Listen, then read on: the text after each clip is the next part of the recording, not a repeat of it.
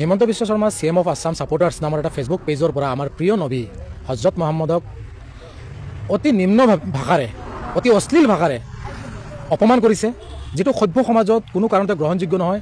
যেটো ভাষা আমি সামাজিক মাধ্যমতেই হওক বা অন্যান্য মাধ্যমত আমি প্ৰয়োগ কৰিব নোৱাৰোঁ, এনে ধৰণৰ এক বেয়া ভাষাৰে তেখেতক অপমান কৰিছে, যাৰ ফলত এটা ইছলাম ধৰ্মাৱলম্বী লোকসকলৰ ধৰ্মীয় অনুভূতিত চূড়ান্তভাৱে আঘাত কৰিছে।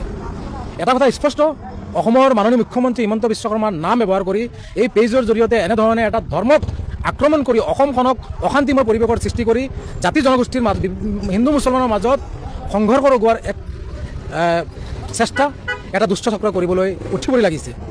আৰু তাতকৈ তাৎপৰ্যপূৰ্ণ বিষয়টো হৈছে মুখ্যমন্ত্ৰী হিমন্ত বিশ্ব শৰ্মাৰ বিগত দিনত ইছলাম ধৰ্মাৱলম্বী লোকসকলক মিয়া শব্দৰে বিভিন্ন ধৰণে অপমান কৰা পৰিলক্ষিত হয়, যাৰ পৰিপ্ৰেক্ষিতত হয়তো এটা দুষ্ট চক্ৰ এনেধৰণৰ এক কাৰ্যকলাপ সংঘটিত কৰিবলৈ পালে, যেটো অত্যন্ত বেয়া কাৰ্যকলাপ।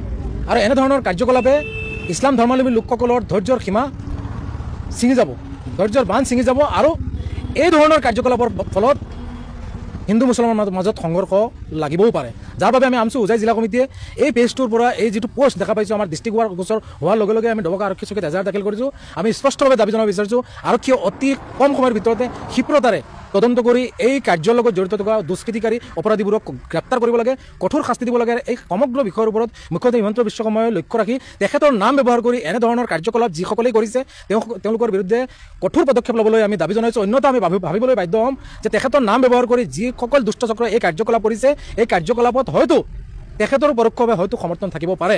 গতিকে আমি স্পষ্টভাৱে দাবী জনাইছোঁ এই ধৰণৰ কাৰ্যকলাপ অসমত বন্ধ হ'ব লাগে। অসমৰ খাতাম পৰীক্ষা ঐক্য সমৃদ্ধি যাতে বিনষ্ট নহয় তাৰ প্ৰতি লক্ষ্য ৰাখি মুখ্যমন্ত্ৰীয়েও এখন ধৰ্ম নিৰপেক্ষ ৰাষ্ট্ৰৰ এখন ৰাজ্যৰ মুখ্যমন্ত্ৰী হিচাপে তেখেতৰ দায়িত্বৰ কৰ্তব্য সুচাৰুৰূপে পালন কৰিবলৈ আমি দাবী জনাইছোঁ। অন্যথা এই ধৰণৰ অবৈধ কাৰ্যকলাপ, এই ধৰণৰ সাম্প্ৰদায়িক বিষবাস্প বিয়পাৰ যি কাৰ্যকলাপ চলি আছে, এইবোৰৰ বিৰুদ্ধে আমি আমচুৱে গণতান্ত্ৰিকভাৱে তীব্ৰতৰ প্ৰতিবাদী কাৰ্যসূচী হাতত ল'বলৈ বাধ্য। Himanta Biswa Sarma CM of Assam supporters নামৰ এটা ফেচবুক পেজৰ পৰা আমাৰ প্ৰিয় নবী হজৰত মহম্মদক অতি নিম্ন ভাষাৰে অতি অশ্লীল ভাষাৰে অপমান কৰিছে, যেটো সভ্য সমাজত কোনো কাৰণতে গ্ৰহণযোগ্য নহয়।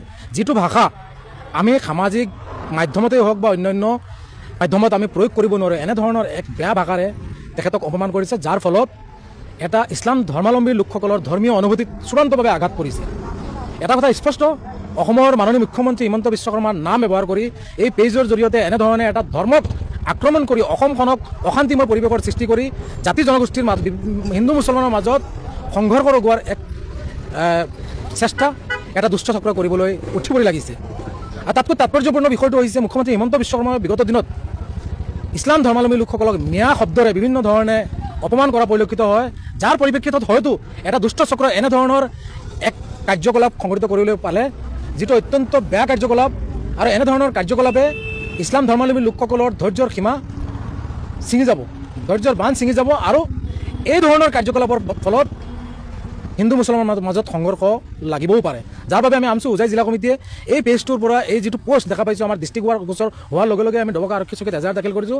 আমি স্পষ্টভাৱে দাবী জনাব বিচাৰিছোঁ আৰক্ষীয়ে অতি কম সময়ৰ ভিতৰতে ক্ষীপ্ৰতাৰে তদন্ত কৰি এই কাৰ্যৰ লগত জড়িত থকা দুষ্কৃতিকাৰী অপৰাধীবোৰক গ্ৰেপ্তাৰ কৰিব লাগে, কঠোৰ শাস্তি দিব লাগে। এই সমগ্ৰ বিষয়ৰ ওপৰত মুখ্যমন্ত্ৰী হিমন্ত বিশ্ব শৰ্মাই লক্ষ্য ৰাখি তেখেতৰ নাম ব্যৱহাৰ কৰি এনেধৰণৰ কাৰ্যকলাপ যিসকলেই কৰিছে তেওঁলোকৰ বিৰুদ্ধে কঠোৰ পদক্ষেপ ল'বলৈ আমি দাবী জনাইছোঁ। অন্যথা আমি ভাবিবলৈ বাধ্য হ'ম যে তেখেতৰ নাম ব্যৱহাৰ কৰি যিসকল দুষ্ট চক্ৰই এই কাৰ্যকলাপ কৰিছে, এই কাৰ্যকলাপত হয়তো তেখেতৰ পৰোক্ষভাৱে হয়তো সমৰ্থন থাকিব পাৰে।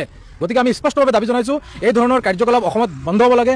অসমৰ খাতাম পৰীক্ষা ঐক্য সমৃদ্ধি যাতে বিনষ্ট নহয় তাৰ প্ৰতি লক্ষ্য ৰাখি মুখ্যমন্ত্ৰীয়েও এখন ধৰ্ম নিৰপেক্ষ ৰাষ্ট্ৰৰ এখন ৰাজ্যৰ মুখ্যমন্ত্ৰী হিচাপে তেখেতৰ দায়িত্বৰ কৰ্তব্য সুচাৰুৰূপে পালন কৰিবলৈ আমি দাবী জনাইছোঁ। অন্যথা এই ধৰণৰ অবৈধ কাৰ্যকলাপ, এই ধৰণৰ সাম্প্ৰদায়িক বিষবাস্প বিয়পাৰ যি কাৰ্যকলাপ চলি আছে, এইবোৰৰ বিৰুদ্ধে আমি আমচুৱে গণতান্ত্ৰিকভাৱে তীব্ৰতৰ প্ৰতিবাদী কাৰ্যসূচী হাতত ল'বলৈ বাধ্য।